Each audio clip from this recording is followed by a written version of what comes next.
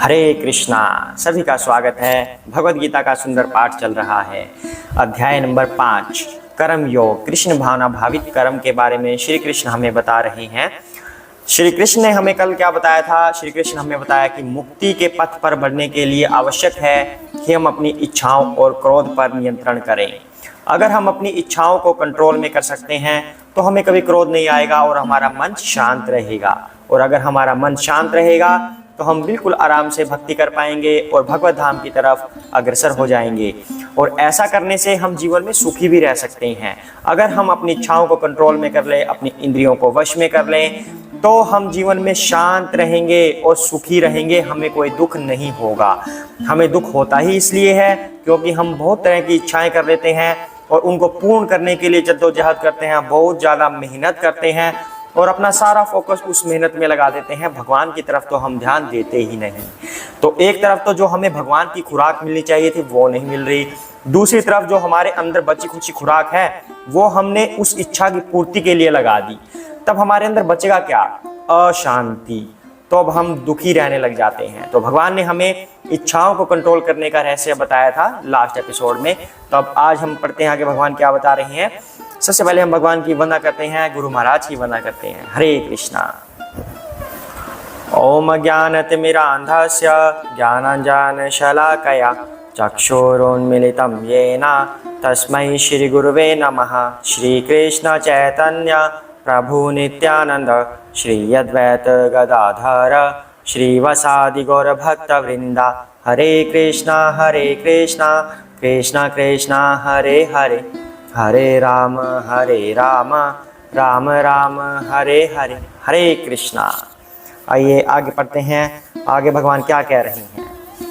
यान्ता सुखान्ता रामः तथान्ता ज्योतिर्वयः सह योगी ब्रह्म निर्वाणं ब्रह्मभूताधिगच्छति। हरे कृष्णा। जो अंतःकरण में सुख का अनुभव करता है, जो कर्मठ है और अंतःकरण में ही रमण करता है तथा जिसका लक्ष्य अंतर्मुखी होता है, वह सचमुच पूर्ण योगी है। वह पर ब्रह्म में मुक्ति पाता है और अंत तो गत्वा ब्रह्म को प्राप्त होता है। हरे कृष्णा। तो भगवान यहाँ पर बता रहे हैं जो व्यक्ति अंदर से प्रसन्न रहता है, कह रहे हैं कि अंतःकरण में सुख का अनुभव करता है, अपने आप में ही वह सुखी है क्योंकि उसका ध्यान पर ब्रह्म में लगा हुआ है। वो कह रहे हैं कि अंतर्मुखी जिसका लक्ष्य होता है कि मैं आत्मा हूँ, मेरी आत्मा के साथ साथ इस शरीर में भगवान भी बैठे हुए हैं। अंतर्मुखी जिसका लक्ष्य होता है कि पूर्ण पुरुषोत्तम भगवान श्री कृष्ण ही मेरे भगवान हैं, मैं उनका एक अंश हूँ और वो सदैव भगवान में ध्यान लगाए रखता है और अंतःकरण में हमेशा सुख का अनुभव करता है। साथ में बता रहे हैं कि वह सचमुच पूर्ण योगी है। वह पर ब्रह्म में मुक्ति पाता है और अंत तो गत्वा ब्रह्म को प्राप्त होता है। तो यहाँ पर जो पहला ब्रह्म है, कहते हैं कि पर ब्रह्म में मुक्ति पाता है, यानी कि ब्रह्म का मतलब क्या होता है? सोल, हमारी आत्मा। हमारी आत्मा ब्रह्म स्वरूप है और पर ब्रह्म क्या है? श्री कृष्ण है। यानी कि ब्रह्म से भी परे, आत्मा से भी जो परे है, उसका भी जो स्वामी है पर ब्रह्म श्री कृष्ण है। तो एक तो होगी सोल, हमारी आत्मा, ब्रह्म, और पर ब्रह्म यानी कि श्री कृष्ण। तो कह रहे हैं प्रभु कि वह पर ब्रह्म में मुक्ति पाता है जो अपने अंतःकरण में हमेशा खोया रहता है, अपने अंतःकरण में रमण करता है, मतलब श्री कृष्ण का ही ध्यान करता रहता है। जिसकी आत्मा, या जो व्यक्ति, ऐसा कह सकते हैं, जिसकी आत्मा तो कहना सही नहीं होगा, जिस शरीर की आत्मा, ऐसा कह सकते हैं, यानी कि हम आत्मा है। अगर हम श्री कृष्ण का ही ध्यान करते हैं, अपने अंतःकरण में ही रमण करते रहते हैं, तो परम सुखी होते हैं और पर ब्रह्म में मुक्ति पाते हैं। साथ में कहते हैं अंत तो गत्वा ब्रह्म को प्राप्त होता है। तो इस ब्रह्म का मतलब यहाँ पर है दिव्यता को प्राप्त होता है। पहले भी डिस्कस हो चुका है, ब्रह्म का मीनिंग अलग अलग होता है अलग अलग सिचुएशंस में। तो ब्रह्म को दिव्य भी कहते हैं, ब्रह्म को आत्मा भी कह सकते हैं, जो हमें गुरु महाराज बताते हैं उसके अनुसार हर सेंटेंस में, हर सिचुएशन में ब्रह्म का मीनिंग लगाना होता है। तो यहाँ पर ब्रह्म का मतलब है दिव्यता, तो वह व्यक्ति, वह आत्मा ब्रह्म को प्राप्त होती है, अर्थात वह दिव्य हो जाती है और पर ब्रह्म में लीन हो जाती है, उन्हीं की सेवा करती है। हरे कृष्णा। आगे बढ़ते हैं। लभन्ते ब्रह्म निर्वाणम ऋष्यक्षीण कल्मषः छिन्न द्वैता यतात्मानः सर्वभूत हिते रतः। हरे कृष्णा। जो लोग संशय से उत्पन्न होने वाले द्वैत से परे हैं, जिनके मन आत्म साक्षात्कार में रत हैं, जो समस्त जीवों के कल्याण कार्य करने में सदैव व्यस्त रहते हैं और जो समस्त पापों से रहित हैं, वे ब्रह्म निर्वाण को प्राप्त होते हैं। हरे कृष्णा।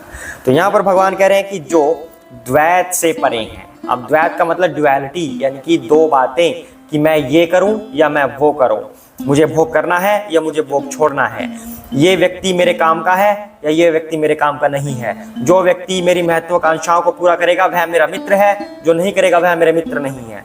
इस तरह से दो बातों में जो जीता है, ठीक है, दो तरह के डिसीजन लेता है।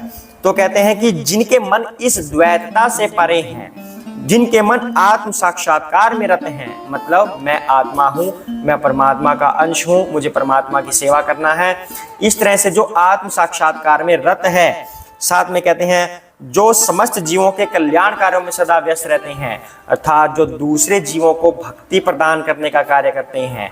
एक कार्य तो शरीर के लेवल पर होते हैं, जैसे कोई संस्थाएं खोल देना, किसी तरह की उनका इलाज होना, हॉस्पिटल्स खुलवा देना और वृद्धाश्रम खुलवा देना, इस तरह के शरीर के लेवल पर कुछ सहायता लोगों की हो सकती है। लेकिन यहाँ पर भगवान कहते हैं कि जीवों के कल्याण में, जीवों का कल्याण किस में है? भक्ति में, अर्थात जो दूसरों को भक्ति प्रदान करने में लगा रहता है, सदैव व्यस्त रहते हैं और जो समस्त पापों से रहित है, यानी कि स्वयं भी कोई पाप नहीं करता, अच्छे कार्य सही कार्य ही करता है, वे मुक्ति को प्राप्त होते हैं।